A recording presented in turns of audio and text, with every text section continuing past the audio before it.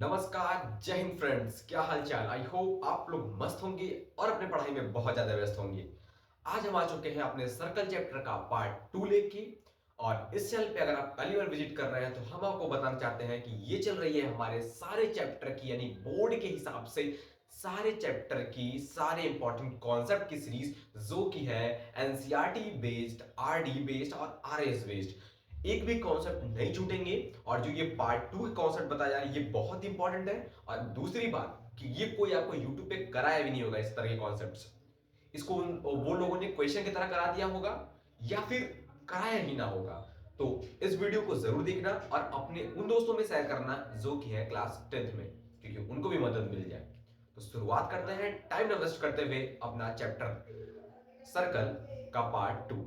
देखो, हमें इसमें कुछ बेसिक कॉन्सेप्ट सीखना है, क्योंकि हमने पार्ट 1 में जो सीखा है कि एक सर्कल का एरिया कैसे निकालते हैं, उस सेगमेंट का एरिया, उस सेक्टर का एरिया, उस ट्राइंगल का एरिया, वो इंपॉर्टेंट है। लेकिन उसका यूज करके हम कैसे क्वेश्चंस को कर सकते हैं, वो मेन इस वीडियो का कॉन्सेप्ट है। जैसे कि सबसे पहले आता है एरिया ऑफ रिंग।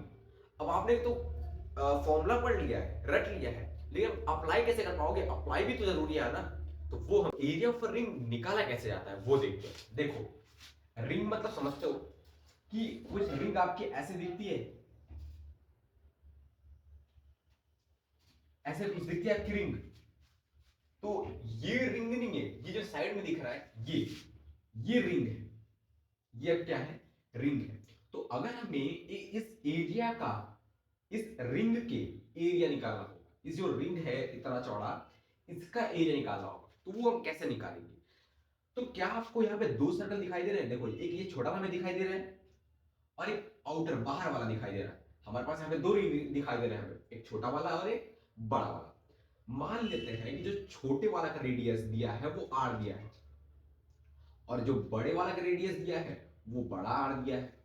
मान लेते हैं, क्योंकि हम इस यहां से फॉर्मूला डिराइव कर रहे हैं, हम ना क्वेश्चन सॉल्व कर रहे हैं। क्वेश्चन आपको ये गिवन होगा कि छोटे वाले का रेडियस क्या है, यानी या तो छोटे वाले का रेडियस बोलेगा या तो इनर रेडियस बोलेगा। अगर इनर रेडियस मतलब अंदर वाले का रेडियस, अंदर तो यही छोटा वाला है इसका रेडियस, और जो बाहर वाला है आउटर का रेडियस बोलेगा। तो अब इसका फॉर्मूला क्या बन के आएगा? अगर भैया हम इस बड़े वाले सर्कल, बड़ा सर्कल कैसा है, ये बड़ा वाला सर्कल पूरा, ये पूरा बड़ा वाला सर्कल का एरिया आएगा। तो एरिया मतलब हमने समझाया था कि कोई चीज में कितनी फील हो सकती है, तो ये बड़े वाले का एरिया आ गया। अगर इसमें से हम इस छोटे वाले का एरिया खींच के बाहर निकाल दे तो क्या यही वाला एरिया बच जाएगा? हाँ, तो सेम काम हमको वही करना है। बड़े वाले का एरिया क्या होगा भैया? बड़े सर्कल का एरिया क्या होता है? पाई आर स्क्वायर। क्या होता है? पाई आर स्क्वायर। तो यहाँ पे क्या हो जाएगा बड़े वाले के लिए? पाई, और यहाँ पे रेडियस क्या है, हमें बड़े वाले पे निकालना है, तो बड़ा है यानी आर स्क्वायर। अब बड़े वाले में से जब हम छोटे वाले को निकाल देंगे, जब बड़े वाले में से पूरे में से इस छोटे जो इतना बड़ा है इसको निकाल देंगे बाहर, तो हमारा रिंग वाला पार्ट बच जाएगा। तो छोटे वाले का एरिया क्या हो जाएगा? पाई छोटा आर स्क्वायर, क्योंकि इसका रेडियस छोटा है। अब इसमें से कुछ कॉमन दिख रहा है? हाँ, कॉमन दिख रहा है, हम ऐसे पाई कॉमन ले सकते हैं। बच क्या गया?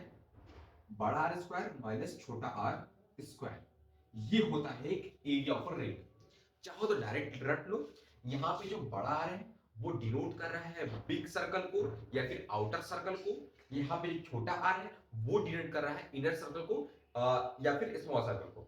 अब हम एक एग्जांपल ले लेते हैं और एग्जांपल की मदद से समझ लेते हैं। देखो, मान लो एक हमें रिंग का एरिया निकालना है, जिसके जो अंदर वाला रेडियस है वो 7 है और जो बाहर वाले का है वो 14 है। तो हमें बोलना है कि इस जो रिंग है इसका एरिया बताओ। तो फॉर्मूला डायरेक्ट हमने याद किया है, pi big R square minus small R square. Pi की वैल्यू क्या होती है? 22/7, जो तुम्हें पता है भाई। बड़ा आर क्या दिया है? 14 का स्क्वायर, 14 का स्क्वायर माइनस माइनस से छोटा यानी 7 का स्क्वायर। अब देखो, 22/7, 14 का स्क्वायर 196 माइनस के 7 का स्क्वायर 49। एक काम करते हैं हम यहाँ पे 25 कर लेते हैं, इसको क्या कर लेते हैं? 5 कर लेते हैं। बड़े वाले को 5 कर देते हैं और छोटे वाले को हम 3 कर देते हैं। इससे हमारा जो सिंप्लीफिकेशन वो आसान हो जाएगा। बाकी काम तो ही करना है आपको। यहाँ पे 5 हमने ले लिया, यहाँ हमने 3 ले लिया, तो ये आ गया हमारे पास 25 और ये हमारे पास आ गया 3 का स्क्वायर 9। अब इसको हम सेपरेट कर लेंगे तो 22/7 इंटू 25 में से 9 जाएगा कितना हो जाएगा 16 बच जाएगा। अब इसको मल्टीप्लाई कर देंगे 22 में तो 22 मल्टीप्लाई करते हैं 16 टू कितना 32 2 3 2 या 6 और यहाँ पे 3/7 ये आपका आ गया आंसर। इसको आप डेसिमल में चेंज कर लेना। तो मेन जो हमारा कॉन्सेप्ट सीखना था वो था कि हम एक रिंग का एरिया कैसे निकालते हैं, एक रिंग का एरिया कैसे फाइंड आउट करेंगे। तो वो होता है हमारा पाई अंडर ब्रैकेट बड़े वाले सर्कल का रेडियस का स्क्वायर माइनस छोटे वाले सर्कल का रेडियस का स्क्वायर। इससे हम निकाल सकते हैं एक रिंग का एरिया। ये फॉर्मूला है मेन, इसको आप लर्न कर लेना। और थोड़ा सा बढ़ते हैं आगे, हमें सीखना है कि अगर एक सैडेड रीजन का एरिया कैसे निकालते हैं। अब सैडेड रीजन में बहुत सारे क्वेश्चंस बनते हैं तो हम वो देखते हैं, क्योंकि इसके कोई फॉर्मूले नहीं होते, लेकिन हाँ इसके बेस पे क्वेश्चन के बेस पे एक फॉर्मूला निकल के आ जाता है। चलो मेन इसका देखते हैं कि कौन से क्वेश्चन से पूछे जाते हैं जो कि एरिया ऑफ सैडेड रीजन होते हैं, वो देखते हैं। चलो इसका हमने फॉर्मूला ड्राइव कर लिया है, pi under bracket big circle के रेडियस का स्क्वायर माइनस स्मॉल सर्कल के रेडियस का स्क्वायर। अब एरिया ऑफ सैडेड रीजन में कैसे भैया क्वेश्चन आ सकते हैं, देखो इससे सबसे बढ़िया क्वेश्चन आते हैं और बोर्ड में कई बार पूछा गया है। मान लो हमारे पास एक ये बिग सर्कल है, एक स्मॉल सर्कल है।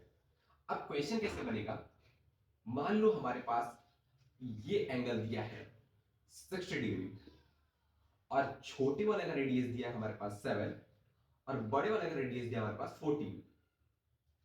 अब पूछेगा कि जो ये सैडेड एरिया है, जो ये सैडेड एरिया को दिख रहा है इसका एरिया निकाल। ये सैडेड रीजन जो दिख रहा है इसका एरिया निकाल। तो आप थोड़ा दिमाग लगाना, क्योंकि क्वेश्चन को सोचना ही बड़ी बात होती है। अगर आपने सोच लिया तो कर लोगे। देखो कैसे निकाल सकते हैं, अगर भैया हम इस बड़े वाले सेक्टर, आपने पढ़ा सेक्टर के एरिया, तो ये अगर इस बड़े वाले सेक्टर के एरिया में से हम इस छोटे वाले सेक्टर का एरिया निकाल दें तो क्या ये हमारे पास बचेगा। इस बड़े वाले सेक्टर के एरिया में से इस छोटे वाले सेक्टर का एरिया निकाल दे, ये एरिया हम निकाल दे तो क्या आपका यही पार्ट बचेगा। देखो यही पार्ट बचा कि नहीं बना, हाँ तो सेम किस्म वैसे ही निकालते हैं। अब वो कैसे होता है वो भी देख लो। देखो तो बिग सेक्टर का एरिया निकालने के लिए हमें क्या करना पड़ता है, हमें पता है फॉर्मूला θ/360 इनटू इनटू मतलब यार छोड़ भी दोगे तो भी इसका मतलब इनटू ही होता है, θ/360 इनटू पाई आर स्क्वायर। तो हम उसको मान लेते हैं जो बड़े वाले का रेडियस है वो बड़ा आर है, आर स्क्वायर माइनस की θ/360 पाई स्मॉल आर स्क्वायर। ये कैसे हमने किया, देखो हमने बोला कि अगर बड़े वाले में से ये बड़े वाले टुकड़े में से ये छोटा वाला जो ये पूरा बड़ा वाला टुकड़ा है और इसमें से छोटा वाला टुकड़ा निकाल देते, यही बचेगा इतना पार्ट। तो बड़े वाले का रेडियस मान लो हमने मान लिया पूरा आर और इस छोटे वाले का हमने मान लिया स्मॉल आर। तो अगर बड़े वाले सेक्टर का एरिया क्या होता है θ/360 इनटू पाई आर स्क्वायर। तो यहाँ आर क्या है, बड़ा आर है, तो बड़ा R square minus θ/360 pi into R square. अब यहाँ से कॉमन क्या दिख रहा है, हमें कॉमन दिख रहा है θ/360 पाई, बच का गया आर स्क्वायर मतलब बिग बड़े सर्कल के रेडियस का स्क्वायर माइनस छोटे सर्कल का रेडियस का स्क्वायर। अब इसको करके देख लेते हैं। हमारे पास एंगल दिया है कितना 60/360 इनटू पाई की वैल्यू 22/7, बड़े का रेडियस कितना है 14 का स्क्वायर माइनस के 7 का स्क्वायर। यही करना था, हम इसको सिंपलीफाई कर लेंगे, जहां तक जाता वहां तक जाते हैं। 6 से 36 यानी 1/6 आ गया, 1/6 इनटू 22/7 196 माइनस के 49, ये हो गया 1/6 इनटू के 22/7 इनटू इसको हम सब्ट्रैक्ट कर देंगे भाई 16 में से अगर 9 चला जाएगा तो 7 बचेगा और 8 4 और 1 147 बच गया। अब इसको हम सिंपलीफाई कर लेंगे मल्टीप्लाई डिवाइड करके, ये तो आप काम कर लोगे। हमें मेन क्या चाहिए था वो सा कॉन्सेप्ट, हमने कॉन्सेप्ट सीख लिया कि किसी भी साइड रीजन का एरिया कैसे निकालते हैं। और सर्कल के चैप्टर से एरिया रिलेटेड टू सर्कल के चैप्टर से सिर्फ इजी तरह के क्वेश्चन बनते हैं ये साइड रीजन वाले, और इसमें और एक्स्ट्रा कोई बनता ही नहीं है, बस ऐसे ही कुछ रीजंस आपसे पूछ लेंगे, ठीक है, यही करना होता है। ठीक, अब हम बढ़ते हैं अपने नेक्स्ट कॉन्सेप्ट की तरफ, उसको हम देखते हैं। छोटे छोटे कॉन्सेप्ट है, आराम से सीखते हुए चलेंगे। हमारा जो नेक्स्ट कॉन्सेप्ट आता है वो आता है व्हील रिलेटेड क्वेश्चन, और ये भी एक बोर्ड एग्जाम का सबसे इंपॉर्टेंट टॉपिक है जिससे बहुत सारे क्वेश्चन बनते हैं। अब इसमें कुछ नहीं करना होता है, जितने लोग सोचते हैं उतना कुछ करना ही नहीं होता है। इसमें क्वेश्चन कैसे बनते हैं कि मान लो एक व्हील है, एक व्हील है, व्हील मतलब वही पहिया या गाड़ी का पहिया, साइकिल का पहिया, किसी का पहिया दे देगा आपको, बोलेगा उसका रेडियस है भैया 7, उसका रेडियस है 7 और क्या बोलेगा कि उसने उसने भैया 20 चक्कर मारे। ये जो एक व्हील है उसका जो रेडियस है 7, क्या समझना, एक व्हील है उसका जो रेडियस है वो 7 और उसने 20 चक्कर मारे, तो उसने कितना डिस्टेंस ट्रेवल किया, ऐसे क्वेश्चन पूछते हैं। अच्छा, तो मेन हमें निकालना क्या भैया, मेन हमें निकालना है डिस्टेंस। अच्छा, एक बात सोचो, कोई हमारे पास अभी चीज नहीं दिख रही है, इसको हम दिखाते हैं। जैसे ये रेडियस है, ये 7 मीटर ले लो, 7 मीटर। अगर इसका हम सर्कमफ्रेंस निकाल दें, तो सर्कमफ्रेंस का मतलब हमने क्या समझाया था कि इसके बाउंड्रीज पे कितनी रस्सी लग सकती है, वो होता है सर्कमफ्रेंस। ये हमने आपको समझाया था। तो अब सोचो कि अगर हम इसका सर्कमफ्रेंस निकाल लें और मान लो यहां से हमने एक रस्सी ली, उस रस्सी को इस व्हील पे लपेटा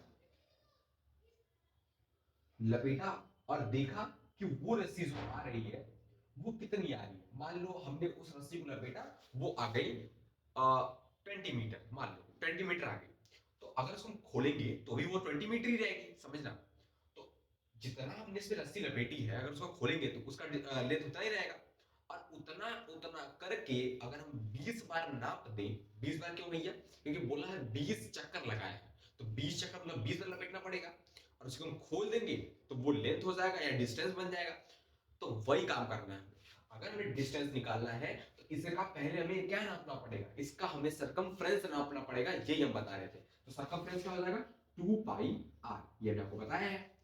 और इसको मल्टीप्लाई कैसे करेंगे, इसको मल्टीप्लाई करेंगे n से। अब यहाँ पे n कुछ भी लिख सकते हो, n का मतलब ये समझ लो कि रोटेशन कितना हुआ, वो रोटेशन कितना किया, number of rotation, number of rotation, समझे। तो अच्छा, मैंने बोला है कि ये जो व्हील है ये 7 सेंटीमीटर का 20 राउंड मारा है, 20 राउंड इसने मारा है, तो कितना डिस्टेंस ट्रेवल किया, कैसे निकालेंगे। सबसे पहले इसका हम सर्कमफ्रेंस निकालेंगे, यानी कि 2 पाई आर, क्या हो जाएगा 2 इंटू 22/7 इंटू के 7, 7 से 7 चला जाएगा, 44 आ गया, 44 मीटर। ये एक एक सर्कमफ्रेंस यानी एक राउंड में 44 मीटर ट्रेवल करेगा।